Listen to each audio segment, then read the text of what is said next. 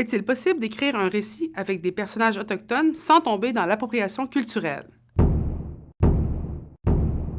Oui, bienvenue à Parole autochtone. Ici, c'est Mélissa Mollin-Dupuis. Pour répondre à la question de Sarah cette semaine, c'est vrai que ça peut être difficile, dépendant de quel angle tu veux prendre.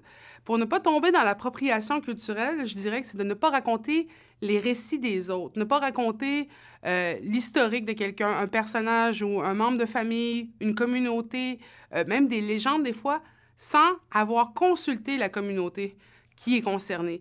Il y a des exemples de textes, justement, où est-ce que, par exemple, on va parler de certains personnages, mais à cause qu'il n'y a pas eu de consultation de la communauté, eh bien, les histoires sont mal racontées ou ils sont même adaptées selon le mode d'écriture nord-américain, eurocentré.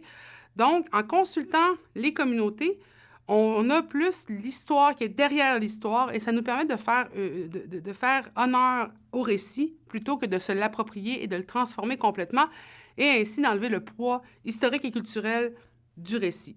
Cependant, tu peux aussi écrire des histoires du Québec, des histoires du Canada, des États-Unis, en ajoutant des personnages qui sont autochtones, qui ont un passé autochtone, surtout quand on parle de fiction. Mais bien sûr, on t'invite à chercher, à faire la recherche qu'il faut pour bien représenter les communautés autochtones, ne pas faire, dans le fond, un portrait très simplifié d'une identité qui est très complexe. Donc, c'est toujours une question de respect, c'est toujours une question de comment tu vas présenter. Puis, habituellement, consulter les communautés, c'est toujours la meilleure solution pour ne pas se tromper.